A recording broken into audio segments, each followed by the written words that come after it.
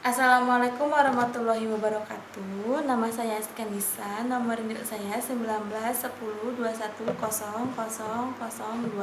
Saya mahasiswa Universitas Pembangunan Pancabudi Medan, program studi Pendidikan Islam Anak Usia Dini, semester 2. Di sini saya akan mempresentasikan sejarah Islamisasi ilmu pengetahuan. Secara substansial, proses Islamisasi ilmu terjadi sejak masa Rasulullah SAW. Hal ini dapat kita lihat dari proses pengislaman yang telah dilakukan oleh Nabi Muhammad SAW terhadap masyarakat Arab pada saat itu. Melalui ajaran-ajaran Al-Quran sebagai sumber hukum Islam pertama, beliau merubah seluruh tatanan Arab jahiliyah kepada tatanan masyarakat Islam hanya dalam kurun waktu 23 tahun. Dengan Al-Quran, Nabi Muhammad SAW merubah pandangan hidup mereka tentang manusia, alam semesta, dan kehidupan dunia. Pengislaman ilmu ini diteruskan oleh para sahabat, tabi'in, dan ulama-ulama sehingga umat Islam mencapai kegemilangan dalam ilmu. Pada zaman pertengahan, Islamisasi juga telah dilakukan khususnya oleh para teolog muslim seperti Al-Ghazali, Fakhruddin Al-Razi, Syafuddin Midi, dan lain-lain. Dengan pengetahuan Islam yang dalam, mereka menyaring dari filsafat Yunani kuno untuk disesuaikan dengan pemikiran Islam sebagai hasilnya. Ada hal-hal dari filsafat Yunani kuno yang diterima dan juga ada yang ditolak. Oleh karena itu, Islamisasi dalam arti kata yang sebenarnya bukanlah perkara baru bila ditinjau dari aspek yang luas ini. Hanya saja, secara operasional, istilah Islamisasi ilmu baru dipopulerkan sebagai kerangka epistemologi baru oleh para pembaharu muslim pada tahun 70-an. Dalam konteks modern, istilah Islamisasi ilmu pertama kali digunakan yang diperkenalkan oleh seorang sarjana Malaysia bernama Muhammad Naqib Al-Atas dalam bukunya yang berjudul Islami dan Secularism. Syekh Muhammad Naqib Al-Atas menyadari bahwa menurut Naqib Al-Atas, Islamisasi ilmu adalah the celebration of man first for magical, mythological, enigmatics, national cultural tradition, and then from this secular control over his reason and his language. Artinya, Islamisasi adalah pembebasan manusia pertama dari tradisi, tahyul, mitos, animisme, kebangsaan, dan kebudayaan. Setelah itu, pembebasan akal dan bahasa dari pengaruh sekularisme. Tokoh-tokoh Islamisasi ilmu pengetahuan. Yang pertama ada Naqib Al-Atas. Nama lengkap Al-Atas adalah Syekh Muhammad Naqib Al-Atas yang lahir di Jawa Barat pada 5 September 1931.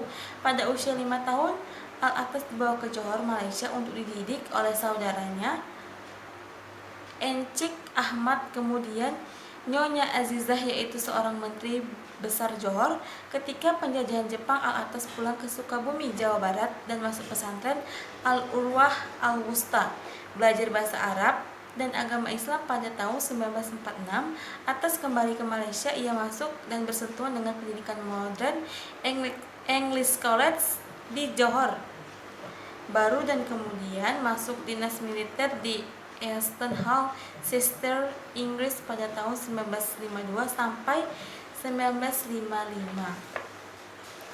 Yang kedua ada Ismail Razi Al-Faruqi. Pada 1 Januari 1921 di Jaffa, Palestina, Ismail Razi Al-Faruqi dilahirkan. Pada dasarnya dilalui di College des Frères Libanon sejak 1926 sampai 1936 yang menggunakan bahasa Prancis sebagai bahasa pengantarnya. Kemudian Al-Faruqi melanjutkan ke American University Beirut jurusan filsafat dengan gelar BA, Bachelor of Arts, pada tahun 1941. Pada umur 24 tahun, Al-Faruqi bekerja sebagai pemerintahan PNS yang kemudian diangkat menjadi gubernur di Provinsi Galilea, Palestina. Pada tahun 1949, Al-Faruqi mendapat gelar master dalam bidang filsafat di Universitas Imniada. Pada tahun 1952, Al-Faruqi mencapai gelar doktoral PhD dari Universitas Indiana Harvard dengan destinasi berjudul On Justifying the Ghost, Metaphysics and Epistemology of Value.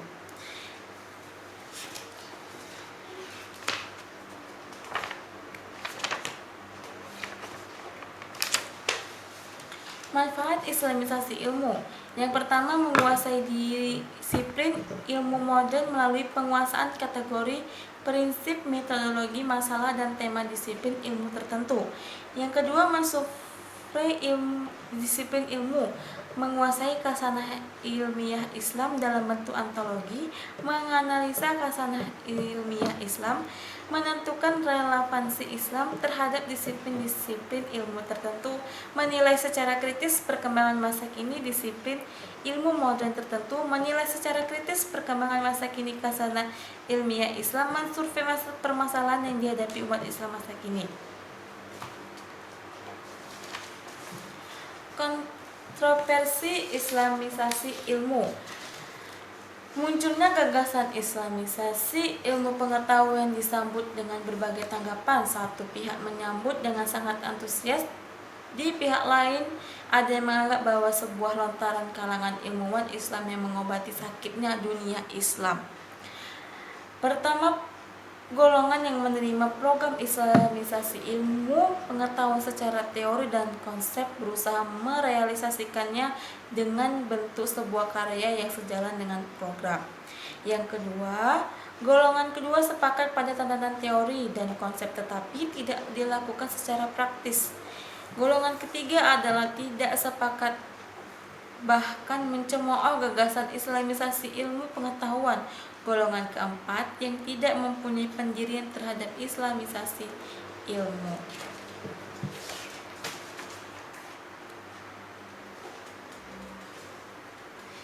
Dari uraian golongan yang menolak Islamisasi ilmu pengetahuan di atas, penulis berkesimpulan bahwa mereka semua terlalu pesimis terhadap Islam dengan mengajukan berbagai argumentasi. Bukankah manusia memiliki fitrah, yaitu mencari sebuah kebenaran? Kebenaran yaitu ada di dalam sebuah agama yang fitrah pula, yaitu Islam, bukan dalam ilmu pengetahuan, karena definisi ilmu pengetahuan itu sendiri adalah hasil usaha manusia dengan kekuatan akal budinya untuk memahami kenyataan struktur pembagiannya, bagian-bagian dan hukum-hukum yang berlaku dalam alam semesta, kemudian pemahamannya termasuk dengan metode tertentu yang disusun dalam satu sistem disistematikan, sehingga ilmu pengetahuan hanya mempelajari fenomena alam dan tidak sanggup menjawab pertanyaan semua manusia yang memiliki fitrah untuk mencari kebenaran tadi. Kita tidak dapat hidup dengan mengandalkan kebenaran ilmu pengetahuan yang empirik dan filsafat sementara yang bersifat spekulatif, sehingga Islam yang merupakan sumber kebenaran yang mutlak perlu dikaji lebih dalam agar permasalahan yang sedang dirundung umat Islam segera hilang. Demikianlah hasil presentasi kami. Apabila ada salah kata mohon dimaafkan. Saya sudah dengan wabillahi taufiq wal hidayah. Wassalamualaikum warahmatullahi wabarakatuh.